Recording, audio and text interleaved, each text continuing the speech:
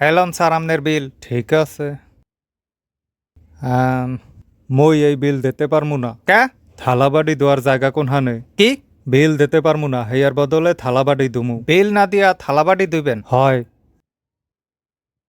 যে না বিল দেন যে এটা করা যায় যে না এটা কেডা কইছে আপনার ইয়া করা যায় হয় হয় করা যায় ছবিতে দেখছি কেউ বিল দিতে না পারলে হারে দিয়া থালাবাড়ি দোয়ায় না হয় একটু না টাহা দেন আপনি দেখেন যে সার্চ দিয়া ওইটাই নিয়ম এরম কোনো নিয়ম নাই মেয়া হয় আছে তোর মেয়া টাহা দেন তো